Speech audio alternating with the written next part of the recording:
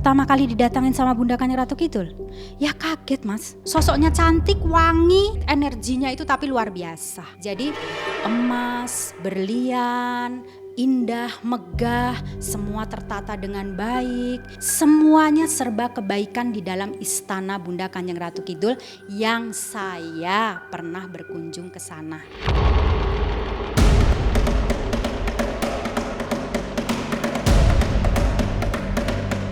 Ia meyakini pernah bertemu dengan Kanjeng Ratu Kidul. Penguasa pantai selatan Jawa itu bahkan telah menyembuhkan sakitnya. Sakit menahun yang nyaris tak ada yang mampu menyembuhkan. Tapi Margareta kembali sehat setelah melewati pengalaman spiritual bertemu Nyi Roro Kidul yang sangat legendaris. Tapi seperti apa proses pertemuan Margareta dengan Ratu Kidul di Istana Pantai Selatan?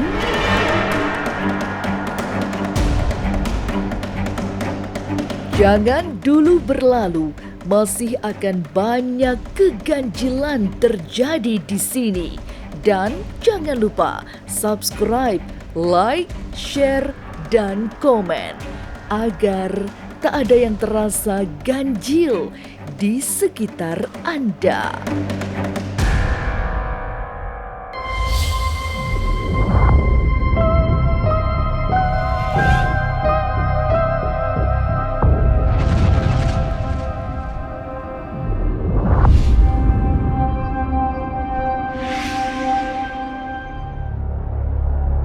Inilah Margareta, wanita yang secara ganjil mengaku mampu bertemu dengan Kanjeng Ratu Kidul, sosok yang selama ini hidup dalam alam mistik.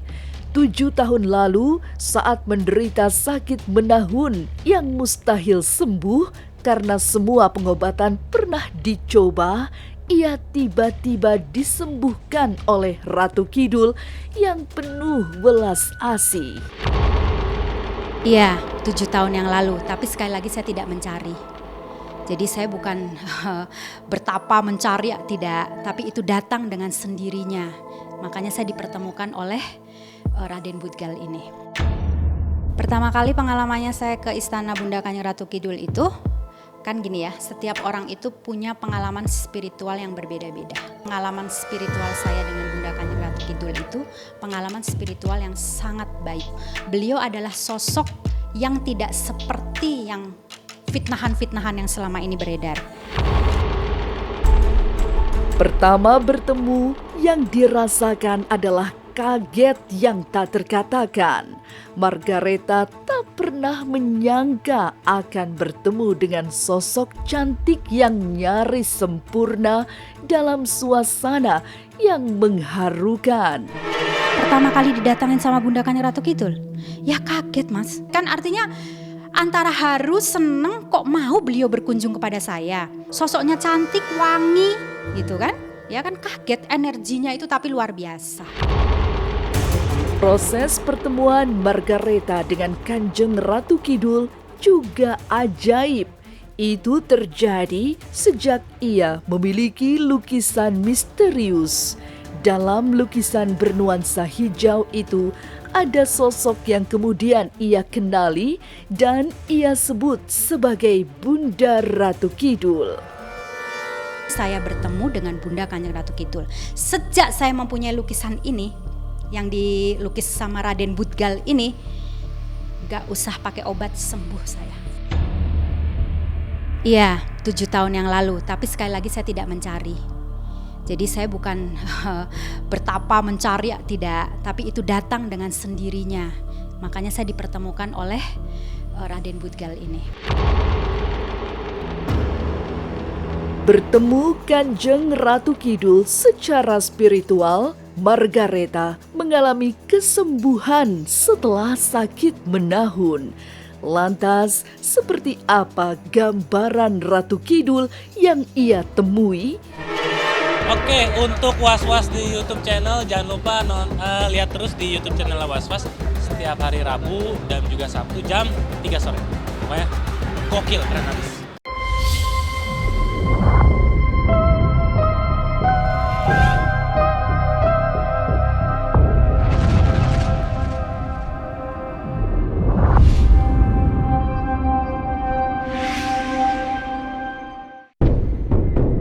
Bertemu Kanjeng Ratu Kidul rupanya bukan pengalaman buruk yang menakutkan. Margareta malah menjumpai semua kebaikan dari penguasa pantai selatan itu. Juga ketika masuk istananya yang serba bertahta emas. Untuk meyakinkannya, beliau mengajak saya untuk berkunjung ke istananya. Dan istananya pun karena beliau ini baik, spiritual saya pengalamannya juga baik. Jadi yang saya lihat jadi semuanya juga baik.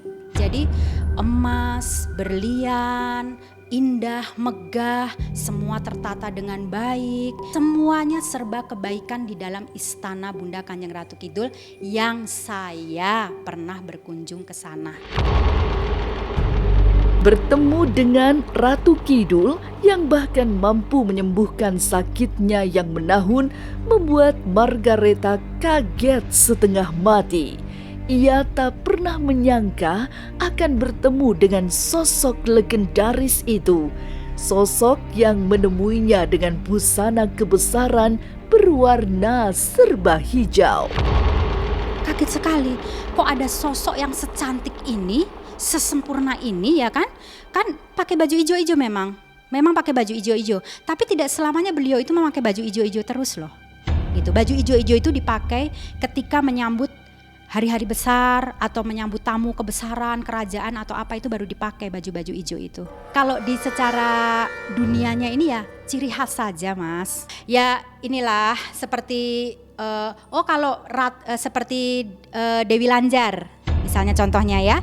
Dewi Lanjar itu bajunya itu adalah kuning, kunyit ya, kayak kunyit warnanya. Itu melambangkan ini penguasanya pantai utara Dewi Lanjar seperti itu. Kalau Bunda Kanjeng Ratu Kidul hijau, padahal tidak selamanya beliau itu memakai hijau. Dan itu dipakai warna itu ketika menerima tamu kerajaan-kerajaan atau ada acara besar gitu.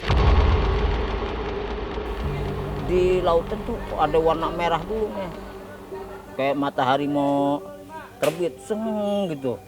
Terus kalau kereta bagus pokoknya kita bayangin tuh, pokoknya cakep tuh kereta. Jalan makin deket, mimpi nih kita tabukinnya, bohong nih. Pas kita perhatiin lagi terus gitu. Nggak tuh perempuan cakep, rambut panjang segini. Nah waktu bapak lihat itu ada tangan sebelah kanannya itu dia lurik, jadi kayak sisik. Istana Ratu Pantai Selatan adalah pusat pusaran mistik yang tidak mudah dijamah. Selama ini, orang yang mengenal lewat dongeng, legenda, atau film yang penggambarannya kadang tidak tepat benar. Menurut Margareta, yang tak pernah tergambarkan adalah gerbang Istana Ratu Kidul yang bukan hanya megah, tapi dijaga oleh dua naga. Pintu gerbangnya itu dilambangkan dengan dua naga emas. Seperti contohnya di lukisan ini. Memang naga ini adalah lambang dari pintu gerbangnya Bunda Kanjeng Ratu Kidul.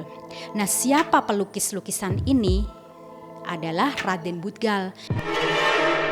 Nah ini istana sini. Nah sampai bapak tuh ngeliat manusia-manusia dibikin tangga.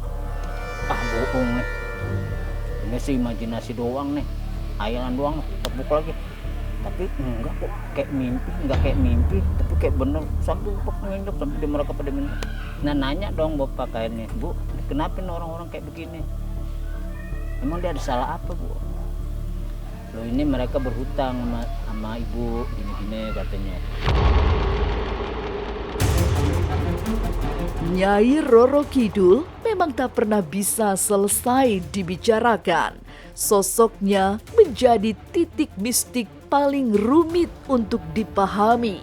Lalu benarkah Margareta bisa langsung bertemu tanpa sesaji atau ritual tertentu? Assalamualaikum pemirsa, saya Lesti. Jangan lupa saksikan terus Intens Investigasi, tayang 2 kali sehari, tayangnya di siang hari dan malam hari. Wajib nonton ya teman-teman.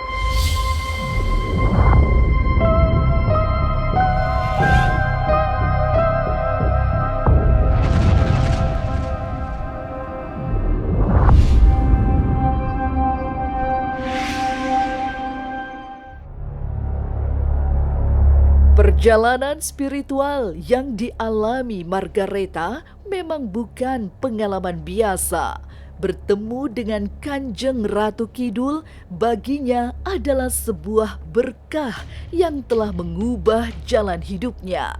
Ia beruntung karena tidak semua orang bisa bertemu dengan Ratu Pantai Selatan itu. Jangankan bertemu, sekedar ketempelan atau kerasukan sukma sang ratu pun rasanya mustahil. Dan tidak semua orang bisa masuk Bunda Kanjeng Ratu Kidul. Nggak bisa. Nggak bisa. Ketempelan energinya Bunda Kanjeng Ratu Kidul yang asli ini aja, kalau orang yang nggak kuat, nggak bisa mas, energinya luar biasa. Jadi saya juga sangat heran jika ada orang yang bisa kemasukan Bunda Kanjeng Ratu Kidul.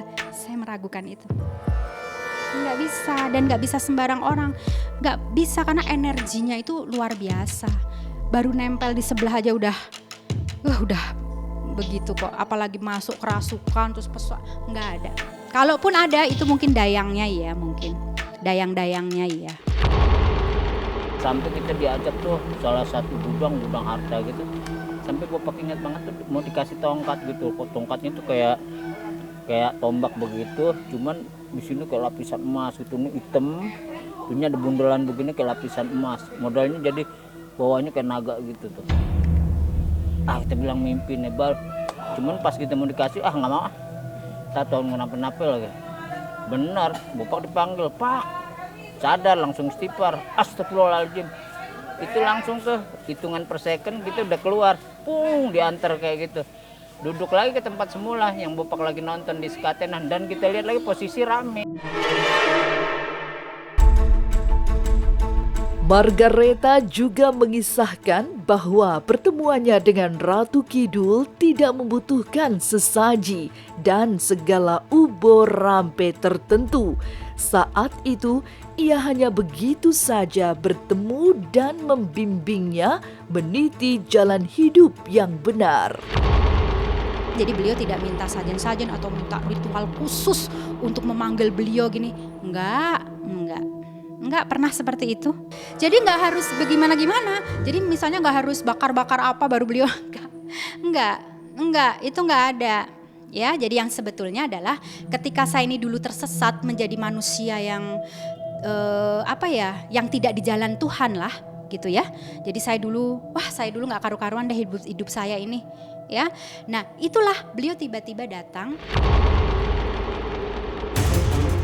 Stigma tentang penguasa Laut Kidul yang kejam, meminta tumbal atau sering menyeret orang-orang di pantai selatan bagi Margareta adalah bualan belaka. Sebab sosok Kanjeng Ratu Kidul yang sesungguhnya memang tegas, tapi bukan kejam meminta tumbal. Karena beliau ini memang sosoknya juga tegas, bisa dilihat dari wajahnya beliau ini. Tegas beliau itu. Bukan tumbal atau bukan apa, bukan. Beliau tidak minta sajen-sajen. Boleh lihat di rumah saya nggak ada sajen-sajen. Nggak ada, tapi kalau cuma bunga melati, bunga sedap malam itu saya rasa lumrah. Jadi itu bukan sajen, itu memang bunga. Dulu termasuk orang yang sempat percaya kalau misalnya, dulu ya sebelum ketemu Sarah, kalau misalnya Nyi Roro Kidul itu kan asumsinya negatif gitu. Sedangkan begitu saya kenal sama Sarah, saya mulai mengerti, saya mulai lebih paham lebih jauh tentang dunia seperti ini. Ternyata sebenarnya itu hanya persepsi orang-orang yang tidak tahu, yang tidak mendalami, tidak mencari tahu tentang cerita yang sebenarnya. Karena sosoknya sendiri itu pun ada bermacam-macam, ada yang menyerupai, ada yang memang wujud asli. Kita pun pernah sampai akhirnya end up cari tahu gitu kan, misalnya. Dan dari situ kita, makanya saya bilang saya tahu kalau misalnya cerita itu nggak selamanya benar gitu kan. Nyi Roro Kidul yang dibilang katanya ngambil orang karena pakai baju segala macam itu sebenarnya masih mitos kalau buat saya pribadi, karena cerita yang sesungguhnya sebenarnya nggak seperti itu. Jadi banyak belajar, banyak cerita dari teman-temannya Sarah yang belum jadi guru spiritual saya juga. Sarah juga saya belajar. Jadi ceritanya saya tahu, tapi yang begitu saya semakin tahu malah semakin saya respect, bukan makin takut. Margareta memiliki pemahaman tersendiri tentang pertemuannya dengan Ratu Kidul. Ia juga tidak ingin terjebak dalam perdebatan tentang penguasa Laut Selatan itu. Toh setiap orang menurutnya memiliki pengalaman spiritual yang berbeda-beda. Jadi pertemuannya dengan Ratu Laut Kidul itu adalah pengalaman personal yang boleh saja orang tak percaya, tapi ia meyakininya sepenuh hati.